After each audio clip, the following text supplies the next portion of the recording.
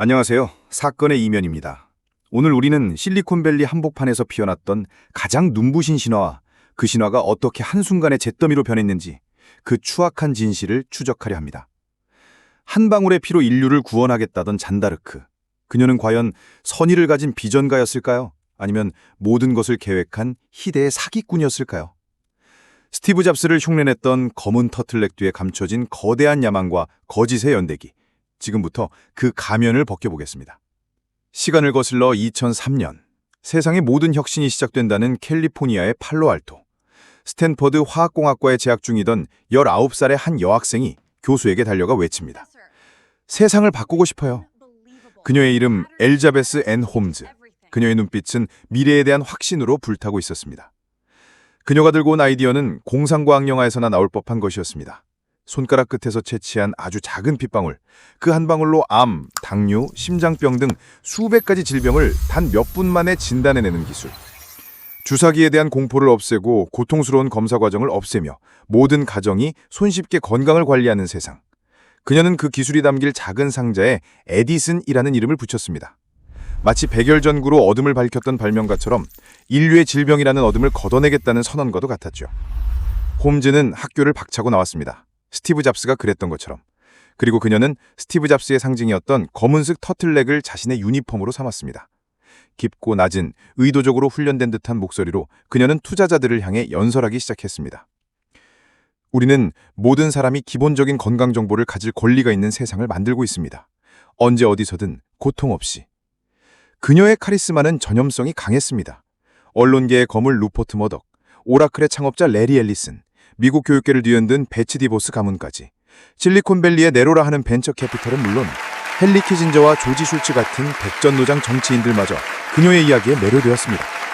그들은 홈즈의 눈에서 미래를 보았고 그녀의 회사 테라노스에 기꺼이 지갑을 열었습니다. 테라노스의 기업 가치는 하늘 높은 줄 모르고 치솟았습니다. 1조 원, 5조 원, 그리고 마침내 90억 달러. 우리 돈으로 약 10조 원에 달하는 거대한 제국이 건설되었습니다. 홈즈는 포브스 표지를 장식해 세계에서 가장 젊은 자수성가 여성 억만장자라는 왕관을 섰습니다. 모두가 그녀를 여자 스티브 잡스라 부르며 찬사를 보냈습니다. 하지만 그 화려한 성의 지바실에서는 아무도 모르게 균열이 시작되고 있었습니다. 테라노스에 입사한 젊은 유능한 서과학자들은 곧 현실의 벽에 부딪혔습니다. 홈즈가 그토록 열변을 토하던 에디슨 머신은 사실상 존재하지 않는 유령과도 같았습니다. 피 한 방울로 수백 가지 검사를 한다는 것은 물리학의 법칙을 거스르는 일이었죠. 극소량의 혈액 샘플은 너무나 불안정했고 결과값은 매번 제멋대로 튀었습니다. 성공 확률은 로또 당첨과도 같았죠. 내부 회의는 공포 그 자체였습니다. 직원들이 기술적 문제를 제기하면 홈즈는 차가운 눈빛으로 되물었습니다. 당신은 우리가 세상을 바꾸는 일에 동참할 준비가 안 된 것 같군요. 의문을 제기하는 것은 곧 배친으로 간주되었습니다. 그녀의 곁에는 그림자 같은 존재, 라메시 써니 발와니가 있었습니다. 홈즈보다 20살 가까이 많았던 그는 회사의 최고 운영 책임자이자 비밀스러운 연인이었습니다. 발와니는 철권 통치로 회사를 다스렸습니다. 직원들의 이메일을 무단으로 열람했고 부서 간의 소통을 엄격히 차단했으며 퇴사하는 직원은 법적 소송을 하겠다는 협박으로 입을 막았습니다.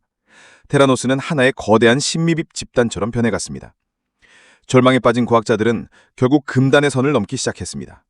그들은 에디슨의 실패를 감추기 위해 경쟁사 시멘스가 만든 상용 혈액 분석기를 몰래 사들였습니다. 그리고 환자들에게서 채취한 혈액을 물에 뒤섞여 양을 불린 뒤 이 기계들로 검사를 했습니다. 에디슨의 혁신적인 결과라고 발표된 데이터들은 사실상 다른 회사의 기계가 만들어낸 심지어 조작된 결과값이었던 겁니다. 더욱 끔찍한 것은 이 가짜 결과들이 실제 환자들에게 전달되고 있었다는 사실입니다. 암이 의심된다는 엉터리 진단을 받고 패닉에 빠진 사람들. 분명 몸에 이상이 있는데도 정상이라는 결과를 믿고 치료 시기를 놓친 사람들. 홈즈가 구원하겠다던 인류는 그녀의 거짓말로 인해 오히려 더 깊은 고통 속으로 빠져들고 있었습니다. 하지만 진실의 목소리는 질식당하지 않았습니다. 테라노스의 수석과학자였던 이안 기븐스. 그는 회사의 비윤리적인 행태에 깊은 회의를 느끼고 있었습니다. 그는 홈즈에게 기술의 한계를 솔직히 인정해야 한다고 수차례 간언했지만 돌아오는 것은 경고와 무시뿐이었습니다. 결국 그는 법정 증인으로 소환될 위기에 처자 극심한 압격감 속에서 스스로 생을 마감했습니다. 그의 죽음은 테라노스라는 거대한 성의 첫 번째 균열이었습니다. 그리고 마침내 월스트리트 저널의 집요한 탐사보도 기자 존 캐리류가 움직였습니다. 그는 내부 고발자들의 떨리는 목소리를 통해 테라노스라는 신화가 사실은 모래 위에 지어진 성이라는 것을 직감했습니다. 홈즈 측은 캐리류와 그의 인포먼들을 집요하게 미행하고 협박했습니다. 수억 원대의 소송을 벌이겠다며 월스트리트 저널을 압박했습니다. 하지만 2015년 10월 캐리류의 첫 번째 폭로 기자가 포탄이 터졌습니다. 실리콘밸리의 총아이 테라노스, 기술력의 심각한 의문. 기사는 모든 것을 뒤흔들었습니다. 홈즈는 즉시 언론에 출연해 이것은 우리가 무언가 의미 있는 일을 할 때 벌어지는 일입니다.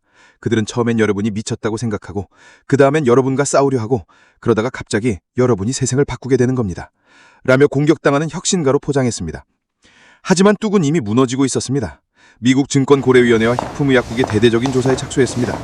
그들이 테라노스의 연구실 문을 열자 그곳엔 혁신이 없었습니다. 오직 먼지 따윈 가짜 에디슨 기계와 남의 회사 장비들 그리고 조작된 데이터 파일들만이 가득했습니다. 2018년 결국 홈즈와 발완이는 대규모 사기 혐의로 기소되었습니다. 한때 10조 원의 가치를 자랑하던 회사는 파산했고 그녀는 억만장자에서 하루아침에 희대의 사기꾼으로 전락했습니다. 뱁정탱에서 홈즈는 또 다른 가면을 꺼내들었습니다. 그녀는 모든 것이 연인 발완이의 가스라이팅과 정서적 압박 때문이라며 눈물로 호소했습니다. 자신은 순수한 비전을 가졌을 뿐 사업의 어두운 면은 모두 그가 주도했다는 것이죠. 깊고 단호했던 목소리는 온데간데 없이 가냘프고 상처 입은 여성의 모습만 남아 있었습니다. 하지만 수년간 그녀의 거짓말에 속아 돈과 건강, 심지어 목숨까지 위협받았던 피해자들과 배심원들의 마음을 돌릴 수는 없었습니다. 오랜 법정 다툼 끝에 2022년 엘리자베스 홈즈는 투자자 사기 혐의로 징역 11년 3개월을 선고받았습니다. 그녀가 그토록 숭배했던 스티브 잡스의 검은 터틀넥 대신 그녀는 이제 죄수복을 입게 되었습니다. 여기서 우리는 한 가지 근본적인 질문에 도달하게 됩니다. 과연 엘리자베스 홈즈 홈자만의 잘못이었을까요? 될 때까지 소개라는 말이 격언처럼 통용되는 실리콘밸리. 성공이라는 달콤한 열매를 위해서라면 과정의 거짓과 과정은 얼마든지 용납될 수 있다는 그들의 비뚤어진 문화. 그리고 그럴듯한 이야기에 열광했던 묻지마 투자했던 거물급 투자자들. 어쩌면 테라노스라는 괴물은 우리 시대의 탐욕과 조급증이 만들어낸 피연적인 결과물이 아니었을까요? 홈즈는 자신의 거짓말에 스스로 매몰되어 어느 순간부터는 그것이 진실이라 믿어버렸을 것입니다. 피 한 방울로 시작된 원대한 꿈은 결국 탐욕과 거짓이라는 독에 오염되어 한 시대의 가장 거대한 사기극으로 막을 내렸습니다. 그녀가 약속했던 구원의 기술은 세상에 없었습니다. 남은 것은 상처 입은 사람들과 혁신이라는 단어에 그어진 깊은 불신의 상처뿐입니다. 사건의 이면 오늘은 여기까지입니다.